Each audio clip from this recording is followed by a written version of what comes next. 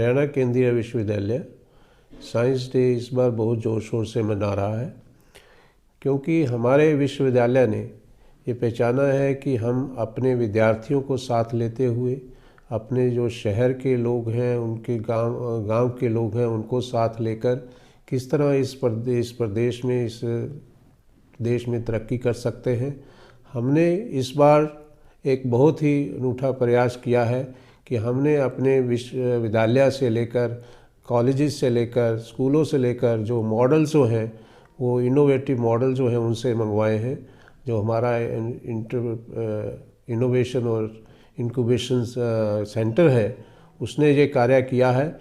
उसने ये सोचा है कि कैसे हम बच्चों को और साइंस का जो मैं समझता हूँ कि साइंस के बारे में उनकी जो रुचि है उसको बढ़ाया जाए और उसके साथ उन पे जो है इनोवेशन की तरफ जो है उनका मन बढ़ाया जाए, ताकि जो है हम जान सकें कि कैसे हमारे जो विद्यार्थी हैं वो नवाचार के सोच सकते हैं और नवाचार के बारे में ये सब जानते हुए कि हमारा देश जो है आज ये चाह रहा है कि हम आत्मनिर्भर बने, स्वावलंबी बने, और ये तभी मुमकिन होगा जब हमारे जो विद्यार्थी हैं वो इनोवेशन की ओर बढ़ेंगे। यदि वो इनोवेशन करेंगे तभी वो एक स्टार्टअप करते हुए, इंक्यूबेशन करते हुए एक मैं समझता हूँ कि वो अपने एंटरप्रेन्योर बन सकेंगे, अच्छे कुछ जो है मार्केट में उत्पादन ला पाएंगे। तो यदि ये ऐसा होता है तो भारत का स्वावलंबी बनना और आत्मनिर्भर बनना मैं समझता हूँ एक बहुत ही आसान होगा। क्योंकि आज देखिए, आज भारत में इतना कुछ हो रहा है कि भारत में यदि आज देखा जाए कि कितनी कंपनियां जो हैं, नई कंपनीज जो बन रही हैं, उसकी जो रफ्तार जो है वो मैक्सिमम है। उनकी जब नई कंपनीज जो बननी चाहिए वो कैसे बनती हैं, वो तभी होता है जब हम इनोवेशन की तरफ बढ़ेंगे। तो ये पहला मुझे लगता है कि ऐसा मौका हम विश्वविद्यालय में दे रहे हैं कि सभी स्कूल के और कॉलेजेस के और यहाँ के विद्यार्थी जो हैं अपने जो नए मॉडल हैं, इनोवेटिव मॉडल हैं, वो यहाँ पर प्रदर्शित करेंगे। जो भी एग्ज़ाम आप +2 के बाद देते हैं वो सभी विद्यार्थी जो हैं, शायद मुझे लगता है कि हर बच्चा जो है एस.सी. वर्मा जी की किताब को पढ़ता है। लोग कहते हैं कि यदि किसी ने एस.सी. वर्मा जी की किताब के प्रॉब्लम्स कर लिए तो वो IIT में तो पहुंच ही सकता है। जब हमने ये सोचा कि कैसे हम इस साइंस डे को बनाया जाए, तो मुझे लगा कि यदि हम बच्चों को और सभी विद्यार्थियों को इसमें अपने साथ लाएंगे तभी हम इसका जो महत्व है कि जैसे हमने सोचा कि 28 फरवरी को CV रमन जी के द्वारा जो इस दिन को मनाया जाता है, उनकी जो ऐसा उपलब्धियां हैं उनके कारण हम इसको मनाते हैं। तो हमें लगा कि यदि हम अपने बच्चों में इसके बारे में बताएंगे कि कैसे हम अपने ही देश की में इनोवेट करके कुछ जो उन्नति कर सकते हैं, तभी ये पॉसिबल है। क्योंकि CV रमन जी ने साइंस तो बहुत लोगों ने की, बहुत लोगों को नोबेल प्राइज़ भी मिला, लेकिन जो CV रमन जी की जो मैं समझता हूँ कि सबसे बड़ी कंट्रीब्यूशन है कि उन्होंने अपने ही देश में इंस्ट्रूमेंट बनाते हुए भी जो भी आविष्कार किया, जो भी उन्होंने स्टडी करी है, भारत देश में करी, और उसे जो है उन्हें नोबेल प्राइज़ मिला। और उनकी जो समझता हूँ कि सभी कंट्री के लोग जो हैं उनके आविष्कार को जानते हैं, वो काम करते हैं, उस इफेक्ट को सभी पढ़ते हैं। तो ये एक बहुत बड़ी बात है हमारे देश के लिए, लेकिन ये हमारे बच्चों में होनी चाहिए। इसके लिए हम प्रयास कर रहे हैं कि हमारे बच्चे जो हैं इनोवेशन की तरफ जाएं। बहुत सारे पेटेंट भी हैं जो हमारी विश्वविद्यालय की तरफ से अब होने लगे हैं। मुझे उम्मीद है कि हम जल्दी ही अपना एक मकाम जो है इसमें लाएंगे कि पूरा विश्वविद्यालय जो है एक लगे कि यस, हाँ, ये कुछ जो है साइंटिफिकली कुछ कंट्रीब्यूट कर रहा है। जब मैं साइंटिफिकली बात कर रहा हूँ, इसका मतलब ये नहीं है कि केवल साइंस या इंजीनियरिंग के विद्यार्थी हैं, क्योंकि आज जो है साइंस जो है सभी विषयों में शामिल रहती है, चाहे साइकोलॉजी है, चाहे मैनेजमेंट है, इकोनॉमिक्स है।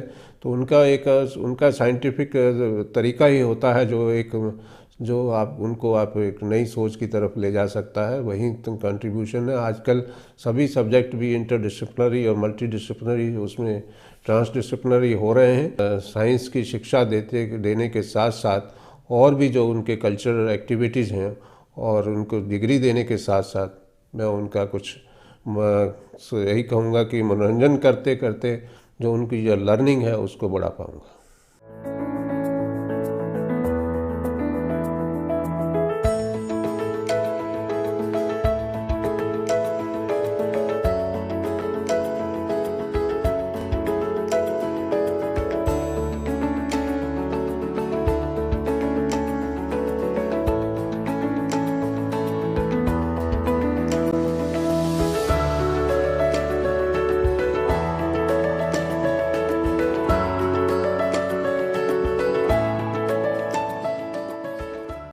देखो, ये जो 28 फरवरी का दिन है अपना science day, national science day जिसको हम कहते हैं, वो बहुत सारे संदेश देता है। 1928 में 1921 में बल्कि कहें हम कि एक उसकी शताब्दी चल रही है, इस समय में ख़त्म हुई है।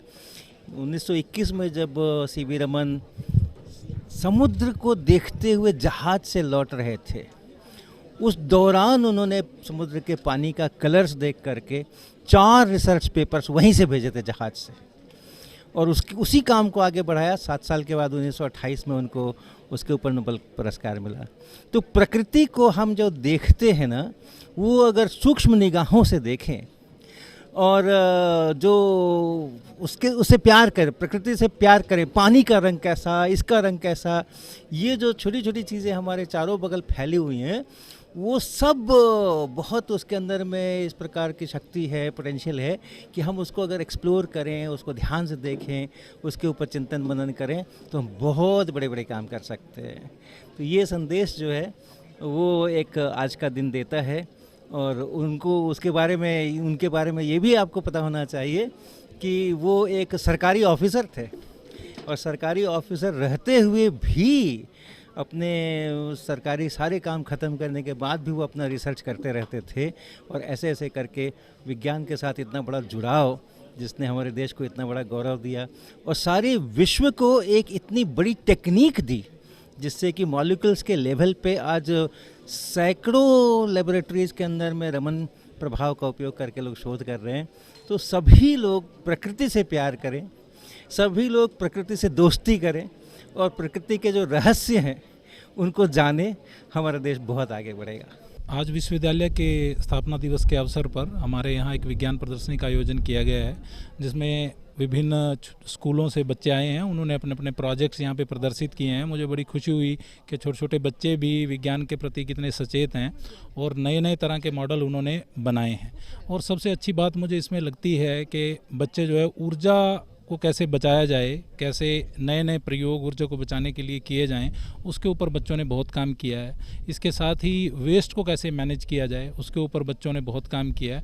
तो मुझे लगता है कि इस प्रकार की प्रदर्शनी बहुत ज़रूरी है हमारे छोटे बच्चों के लिए, एक अच्छी दिशा निर्देश तय करने के लिए, और साथ साथ आगे भविष्य में यही छोटे मॉडल बड़े बड़े मॉडल्स का, बड़े बड़े आविष्कारों का, नए नए सामान को प्रयोग में लाने के लिए उन बच्चों को उत्साहित करेंगे। तो मैं सब बच्चों को शुभकामनाएं देता हूं और चाहता हूं कि इस प्रकार के प्रयोग बाकी विश्वविद्यालय भी करें। संस्कृत का वर्तमान समय में क्या उपादेयता है, वो मशीन ट्रांसलेशन के संदर्भ में देखें या आप न्याय के संदर्भ में देखें, जैसे कि अब लॉ डिपार्टमेंट के बच्चे जो जुड़ते हैं उनके लिए संस्कृत की क्या आवश्यकता है। इसके साथ साथ अगर आप देखें जो कि राज व्यवहार जो है, जो हम राजनीति वर्तमान समय में देखते हैं, वह हमारे भिन्न भिन्न ग्रंथों में क्या कहा गया है, इनको हम मुख्य रूप से देखते हैं। इसके साथ साथ ये फंक्शनल संस्कृत के अंतर्गत हमने देखा, जिनमें कि मूल ग्रंथों को हमने लिया है, जैसे कि याज्ञवल्क स्मृति। याज्ञवल्क स्मृति में कहते हैं स्मृत्याचार व्यव्यतेन मार्गेण आघर्षिते परे आवेदित चेद्राज्ञे व्यवहार पदम हितत्। जो आज हम FIR टर्म की बात करते हैं, वह वहाँ पर याज्ञवल्क स्मृति में स्पष्ट रूप से व्यवहार नाम से बताया गया है। इसी तरह हमने कौटिल्य के अर्थशास्त्र को लिया है, इस तरह से मनुस्मृति को लिया है, इस तरह से अलग अलग टेक्स्ट को लेकर के हमने इस बताने का प्रयास किया है। और मूल जो यहाँ पर रहा है बच्चे उन ग्रंथों को कैसे पढ़ें, इसके लिए हमने कुछ मॉड्यूल्स तैयार किए हैं। और वो मॉड्यूल्स जो हैं वो जो जीरो लेवल में है, जो संस्कृत बिल्कुल नहीं जानते हैं, वो कैसे संस्कृत लिख सकते हैं, बोल सकते हैं, मीनिंग एक्सट्रैक्ट कर सकते हैं मूल ग्रंथों का। जो जैसे योग के विद्यार्थी हों तो योग के पातंजलि योग दर्शनम के जो मूल ग्रंथ हैं उनको कैसे समझ सकते हैं, ये समझाने का प्रयास किया। इसीलिए पूरे यूनिवर्सिटी के लिए दिया गया।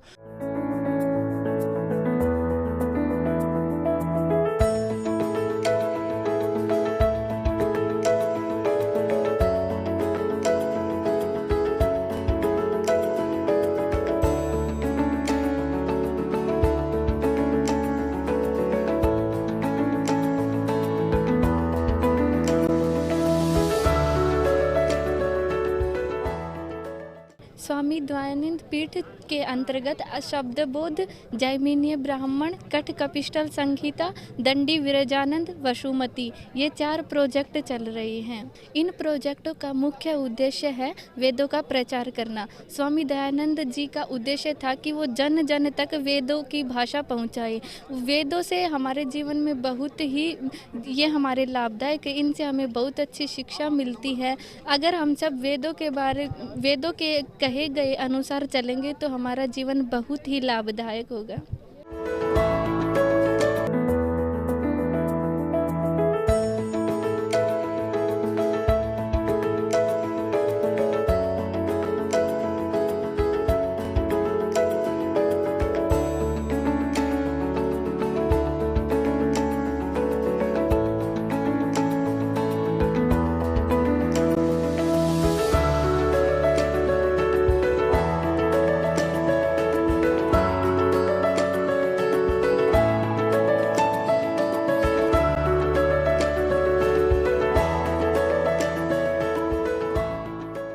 हाँ, आज हमने साइंस एग्जीबिशन के दौरान हमने जो आर्कियोलॉजिकल एक्सक्यूवेशंस हुए, सच है जैसे हमने तिगड़ाना के अंदर एक्सक्यूवेशन कंडक्ट किया, उससे रिलेटेड तो हमने मटेरियल अभी प्रेजेंट नहीं किया, बट हमने जो भी इवोल्यूशन हुआ, कैसे इवोल्यूशन हुआ सोसा हिस्ट्री का, उसको हमने रिप्रेजेंट करने का प्रयास किया। तो सबसे पहले हमने स्टोन टूल्स हैं वो बताए कि भाई हिस्ट्री के अंदर पैलियोलिथिक टाइम पीरियड के अंदर जो स्टोन टूल रहे, मेसोलिथिक टाइम पीरियड के अंदर स्टोन टूल्स रहे। उसके बाद हम देखते हैं कि नियोलिथिक टाइम पीरियड के अंदर जो स्टोन टूल्स है उनको हमने एक्सपोज करने का यहाँ प्रयास किया है।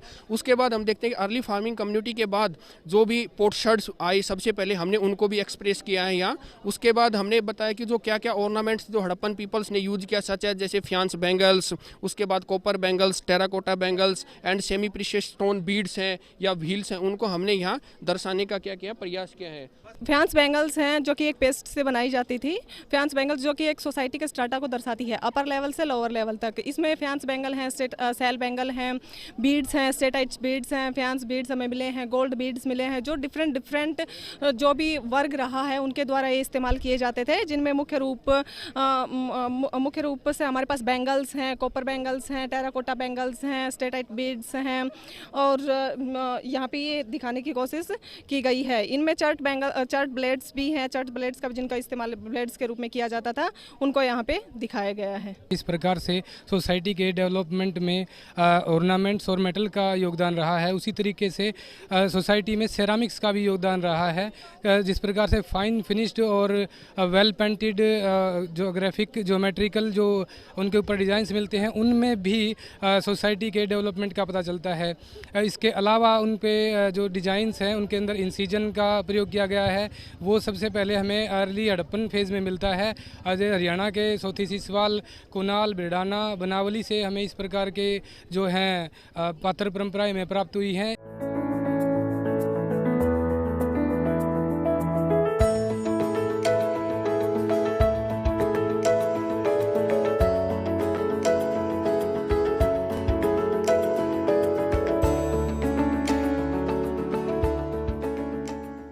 आज के दिन हमारे समाज में क्या हो रहा है, बीमारियां बढ़ती जा रही हैं, बढ़ती उम्र के साथ बीमारियां बढ़ती जा रही हैं। इन बीमारियों से और बढ़ती उम्र से लोगों को बचाने के लिए हमें क्या करना होगा, इंटीग्रेटेड थेरेपीज़ लोगों तक पहुंचानी पड़ेंगी, जिसमें हमारी panchagavya therapy, nutrition, yoga, meditation, Ayurveda, massage, acupressure, acupuncture, homoeopathy and allopathy, इस तरह की एक इंटीग्रेटेड थेरेपी हर एक इंसान तक पहुंचानी होगी, ताकि वो इन बीमारियों से मुक्त हो और बढ़ती उम्र उनकी धीरे हो और बीमारियों से मुक्त हो। तो इसके लिए हमें क्या करना पड़ेगा, एक इलेक्ट्रिक बस जो हर एक इंसान तक, हर एक गांव तक जाए और इन थेरेपीज़ का लाभ लोगों को दे, और वो लाभ लोगों तक पहुंचेगा तो लोगों को पता चलेगा कि ये थेरेपीज़ होती हैं और इन थेरेपीज़ की उनको नॉलेज होगी तो क्या करेंगे, वो इन थेरेपीज़ को अपनी अप्लाई करने की कोशिश करेंगे, यज्ञ अपनी ज़िंदगी में जोड़ेंगे, गाय का यूज़ करेंगे, पंचगव्य का यूज़ करेंगे, पेड़ पौधों को प्रिजर्व करना शुरू करेंगे, लैंड का प्रिजर्वेशन करेंगे, वाटर का प्रिजर्वेशन करेंगे, एयर का प्रिजर्वेशन करेंगे, इन सब को प्रिजर्व करेंगे। क्यों? क्योंकि उन्होंने एक्सपीरियंस किया थेरेपीज़ के थ्रू कि ये therapies are beneficial for our health, they are giving us integrated therapy. तो उनको क्या होगा, लॉन्ग लाइफ और एक हेल्थ स्पैन प्रोवाइड होगा। अगर ये हम लोगों तक आज के दिन इंटीग्रेटेड थेरेपी अवेलेबल है लेकिन लोगों तक पहुंच नहीं रही है, तो इसलिए क्या सिनेरियो बन रहा है, सिर्फ एलोपैथी यूज़ हो रही है। एलोपैथी यूज़ होने से लोग अवेयर नहीं हैं, ये सभी का प्रिजर्वेशन और कंजर्वेशन लोग नहीं कर रहे हैं, और उसकी वजह से क्या होगा, सिर्फ ओल्ड एज एंड डेथ और डिजीजेज। आजकल समाज में देखते हैं तो बहुत सारी बीमारियां आजकल धीरे धीरे बढ़ती जा रही हैं और हम ज़्यादातर लोग एलोपैथिक तरफ जा रहे हैं और कुछ लोग परेशान भी हो रहे हैं। हम अगर एक सर्वे देखते हैं तो मैक्सिमम लगभग 60 to 70% लोग परेशान हो चुके हैं आजकल की मेडिसिन खा के। तो हम उसमें क्या करेंगे, कुछ अल्टरनेट पद्धतियाँ हमारे पास, जैसे कुछ थेरेपीज़ हैं जिनको हम, जैसे क्वांटम थेरेपी है, ऑरिकुलर थेरेपी है, मैग्नेटिक थेरेपी है, कलर थेरेपी है, वाटर थेरेपी है। इनसे हम अपनी बॉडी को हील कर सकते हैं। हमारी बॉडी में जो भी बीमारी आती है उससे पहले कुछ सिम्टम्स आ जाते हैं। हमारे नाखून बहुत कुछ बताते हैं, हमारे लिप्स बहुत कुछ बताते हैं, हमारी आइज़ बताती हैं, हमारे कान बता देते हैं, हमारी बॉडी में कहाँ पेन हो रहा है, वो पर्टिकुलर पेन जो हो रहा है उसी से पता लग जाता है कि हमें उस ऑर्गन में ये प्रॉब्लम है। उसको हम डायग्नोस करते हैं प्रॉपरली, फिर हम उसमें कुछ हमारी पद्धतियाँ यूज़ करते हैं जो कि मैं आपको इस समय दिखाऊँगा। सर ये देखो, ये हमारे बियोलो मैग्नेट्स हैं। हम किसी भी बीमारी को हम पहले डायग्नोस करते हैं, उनको केवल मैग्नेटिक थेरेपी से हम उसको डायग्नोस करके उसका प्रॉपर कंप्लीट ट्रीटमेंट कर सकते हैं विदाउट एनी मेडिसिन। ये देखिएगा, जैसे कि ये मैग्नेट मैंने लगा रखे हैं, ऐसे डॉक्टर टेप से मैग्नेट लगा जाते हैं। इसमें ये white and yellow colour, 2 colour होते हैं। कौन सा कलर कौन सी साइड लगेगा वो हम डिसाइड करते हैं, कौन सी बीमारी कैसे लगेगा। फिर हम उसमें जैसे कि कान में कुछ निडल्स लगते हैं, कुछ आइज़ में लगते हैं, उनको डायग्नोस करके हम आँख से पता लग जाता है कि कौन से ऑर्गन में कहाँ प्रॉब्लम है, तो उसको ये निडल्स लगाते हैं। फिर हम उसकी बॉडी पे पर्टिकुलर, हम सारे शरीर पे तो बड़ी निडल्स का यूज़ करते हैं। तो ये हमारी सुजोक निडल्स हैं, हमारी एक्यूपंक्चर निडल्स हैं, उसको हम पर्टिकुलर ऐसे हम कर देते हैं, डायग्नोस करके हम उसको वहाँ पर्टिकुलर पॉइंट पे पंक्चर कर देते हैं ताकि वहाँ की ब्लॉकेज खुल जाती है। ब्लॉकेज खुलने से हमें तुरंत इमीडिएट रिलीफ होता है, हमें लाइट महसूस होता है। धीरे धीरे हम जब इस प्रोसेस को आगे बढ़ाते हैं तो हमें लगता है कि पेशेंट को 5 से 7 दिन में बहुत अच्छा फील होने लग जाता है और वो अपने आप को बहुत हल्का और लाइट फील करता है। ये ऑरिकुलर सीड है। कुछ लोग चाहते हैं कि हम ये ज़्यादा निडल्स यूज नहीं करवा सकते, तो उनको हम कान में हम ये मैग्नेट लगाते हैं जिनको ऑरिकुलर सीड बोलते हैं। जो भी ऑर्गन होता है, हमारे कान ऐसे बाहर नहीं है, इसमें बॉडी का कंप्लीट रेप्लिकेशन है। इसमें कान में कौन से ऑर्गन प्रॉब्लम दबाएंगे तो वहाँ पे दर्द आएगा, और तो हम पर्टिकुलर ऑर्गन में अप्लाई करेंगे। अप्लाई करने के बाद में उसमें जो भी बीमारी होगी वो कवर हो जाएगी, इमीडिएट रिलीफ आपको मिलेगा लाइक मेडिसिन। जहाँ तक हमारे डिपार्टमेंट पॉलिटिकल साइंस की बात है, तो हमारा ऐसा डिपार्टमेंट है पॉलिटिकल साइंस जो डे टू डे की एक्टिविटी से जुड़ा हुआ है। भारत के अंदर अगर राजनीति की बात करें तो दिन भर जितनी भी राजनीतिक स्वरूप में जो बातचीत होती हैं उसका कहीं ना कहीं कॉमन मैन पे उसका असर पड़ता हुआ दिखाई देता है। अभी यूपी के अंदर हम देख पा रहे हैं कि इलेक्शन हो रहा है, तो किस किस प्रकार के से राजनीतिक जो पार्टियां हैं उनके द्वारा वादे किए जा रहे हैं, और एक कॉमन मैन उस चीज़ को देखता है कि उसका क्या वो एक एक्सपेक्ट करता है सरकार से। और अगर वर्ल्ड लेवल पे इन चीज़ों को देखा जाए तो वर्ल्ड लेवल पे हम देख सकते हैं कि आज रसिया और यूक्रेन के बीच में जो टेंशन चल रही है उनका एक बहुत बड़ा असर हमारे एक कॉमन मैन की लाइफ पे पड़ने वाला है। और जिस तरह से दोनों के बीच में जो टेंशन है उससे जो क्रूड ऑयल है, कच्चा तेल है, उसके दाम आगे बढ़ेंगे, और महंगाई है, बेरोजगारी है, बहुत सारी बातों का उस कॉमन मैन पे असर पड़ेगा।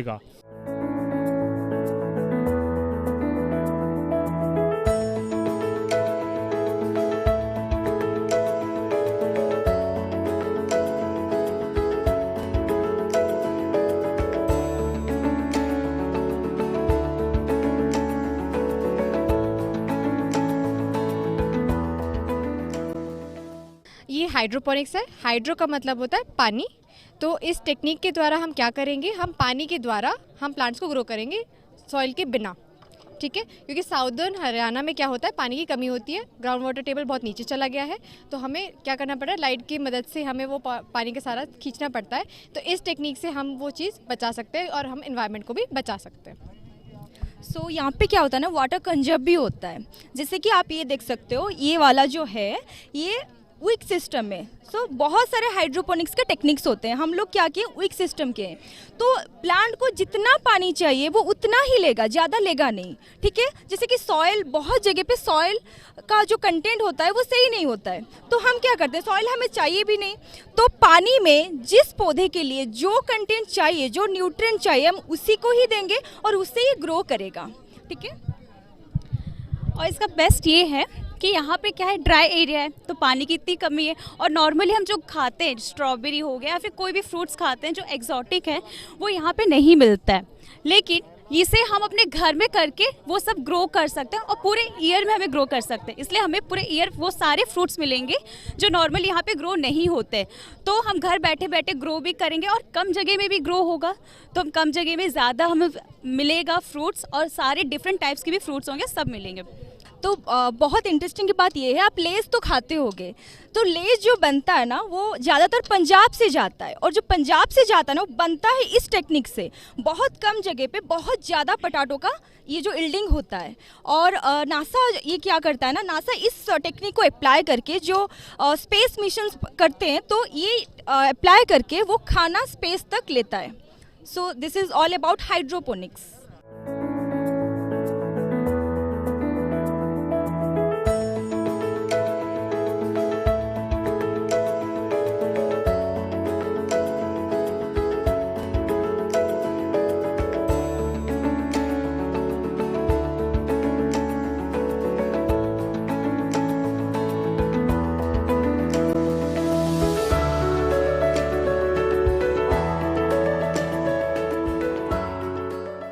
जिस प्रकार से आज हमने अपने क्षेत्र की प्रतिभाओं को तराशने के लिए, क्योंकि जिस क्षेत्र में कोई विश्वविद्यालय होता है उसका सबसे बड़ा फ़ायदा ये होता है कि उसके आसपास में जो गांव बसते हैं, क्षेत्र है यहाँ का, वहाँ के जो यंग टैलेंट है, हमारा रूरल टैलेंट है, उसको किस प्रकार से बिल्डअप किया जाए, हमारे यूथ की जो एनर्जी है उसको कैसे चैनलाइज किया जाए। और इस कड़ी में माननीय कुलपति प्रोफेसर टंकेश्वर कुमार जी और हमारे यूनिवर्सिटी में जो सेंटर फॉर इनोवेशन और इंक्यूबेशन जो उसकी कोऑर्डिनेटर हमारे पास प्रोफेसर सुनीता श्रीवास्तव जी, उनके कुशल मार्गदर्शन में हमने एक निर्णय लिया कि क्यों न हम जो क्षेत्र का सारा टैलेंट है उसको एक प्लेटफॉर्म प्रोवाइड कराएं। यहाँ पे हमारे स्टूडेंट्स ने बेस्ट आउट ऑफ वेस्ट से काफ़ी कुछ इसको सजाया हुआ है, जिसमें हमने कोई भी नई चीज़ उपयोग नहीं किया है, कोई भी फंड उपयोग नहीं किया है। और आप देखेंगे कि तरह तरह के इनोवेटिव मॉडल्स यहाँ पे कंपटीशन में आ रहे हैं, और इसमें हमारे सेंटर से और यूनिवर्सिटी से भी बहुत काम किया गया है। इसमें कुछ इनोवेटिव मॉडल्स तो हमने बनाए हैं, बट कुछ मॉडल्स जो हैं वो इंक्यूबेशन विंग में भी हमने लेके गए हैं, जिसमें ब्रूम मेकिंग मशीन है एक, जिसमें हम 1 मिनट में 4 झाड़ू बना सकते हैं, और बहुत ही बढ़िया है। जो मतलब छोटे छोटे जो इस सेक्शन में काम करते हैं लोग, उनके लिए बहुत ही उपयोगी होगा, और इसको फिर आगे तक भी ले जाया जा सकता है। वहाँ पे एक बर्तन बार रखा हुआ है बना के, जो CII बर्तन बार हम बोलते हैं उसे। वो इंडस्ट्रियल वेस्ट से जो एशेज़ होते हैं उसका 70% उपयोग करके और सारी अन्य चीज़ें लगा के हमने वो बनाया है, और वो बहुत ही उपयोगी है, क्योंकि स्किन के ऊपर उसका बहुत ही कोमलता से उसका प्रभाव पड़ता है और सब कुछ सफाई कर देता है। उसको हम अगर यूज़ करें तो हमें पता लगेगा कि बहुत ही उम्दा हमारा बर्तन बार है, और इसको हम आगे ले जाएंगे और इंडस्ट्री के साथ किसी से पैचअप करके और लाइसेंस करके और फंड्स वगैरह एकत्रित करके इसको हम आगे तक पहुंचाएंगे। Centre for innovation and incubation, central university of Haryana, यहाँ पर हम बच्चों को अलग अलग तरीके के प्रोटोटाइप्स नावेडेज उनके बारे में हम जानकारी देते हैं, और ये बहुत सारी इंडस्ट्री से टाई अप भी हमारी centre for innovation and incubation कर रहा है, जो कि टेक्नोलॉजी ट्रांसफ़र को लेकर के भी हम आगे बढ़ रहे हैं। और ये सेंटर बहुत ही अच्छी तरीके से काम कर रहा है। इसमें हमारे बच्चे वर्कशॉप हमारे पास है जिसमें कि हमारे बच्चे छोटे छोटे प्रोटोटाइप्स कर रहे हैं। उसके बाद हम उसमें उनको फंड करके उनको और आगे ले जाने के लिए प्रोत्साहित कर रहे हैं कि जैसे कि उनको कैसे कमर्शलाइज करें। आज हम एक्सप्लेन करने वाले हैं स्मार्ट इलेक्ट्रोमैग्नेटिक ब्रेकिंग सिस्टम। तो ये जो ब्रेकिंग सिस्टम है, यहाँ पे हमने ट्रांसफॉर्मर्स लगाए हैं और ये है आयरन प्लेट एंड यहाँ पे हमने टायर अप्लाई किया है और यहाँ पे ब्रेक्स हैं और यहाँ पे अडेप्टर है जिसको हम इलेक्ट्रिसिटी में लगाएंगे। फिर ये छोटा वायर हम इसको इसके अंदर कनेक्ट करके इस बोर्ड को इलेक्ट्रिसिटी में लगाएंगे तो ये टायर घूमेगा एंड जब हम इसको प्रेस करेंगे तब की तब ऑन द स्पॉट ये रुक जाएगा। हाँ, बिकॉज ऑफ इलेक्ट्रोमैग्नेटिक इफेक्ट। तो जैसे मेट्रोज़ में 600 किलोमीटर पर आवर की स्पीड से मेट्रोज़ चलती है और ऑन द स्पॉट स्मूथली जो होता है वो रुक जाती है। तो उसी प्रकार अगर हम इसको ऑटोमोबाइल्स में यूज़ कर सकते हैं तो एक्सीडेंट्स भी बहुत कम हो जाएंगे। जैसे कि हमारे भारत में 1% गाड़ियाँ हैं लेकिन 11% एक्सीडेंट्स होते हैं। तो एक्सीडेंट रेट को देखते हुए हमने ये इनोवेटिव आइडिया सोचा है। जो हमारा ये विचार इनोवेटिव आइडिया है वो आज़ादी के अमृत महोत्सव को साकार करने में मदद अवश्य करेगा। हमारा मॉडल है जो हमने बनाया है, ये हमने बनाया है ये देखते हुए कि अगर हम लोग कहीं भी सिटीज़ में जाते हैं तो सैनिटाइजेशन के लिए बहुत से लोगों की ज़रूरत होती है, बहुत सा टाइम वेस्ट होता है, बहुत सी एनर्जी वेस्ट होती है। उन सब को बचाने के लिए इसमें हम लोग बेसिकली क्या करेंगे, एक आदमी चाहिए होगा जो इस कार को चलाएगा। ये इसका रिमोट कंट्रोल सिस्टम है, इससे ये सैनिटाइज़र वहाँ से निकलेगा और इससे ये हम इसको आगे पीछे कर सकते हैं। तो इससे एनर्जी सेव होगी और जो लोग हैं वो किसी और काम को कर सकते हैं अपने किसी भी काम को, तो उसमें टाइम वेस्ट नहीं होगा उनका।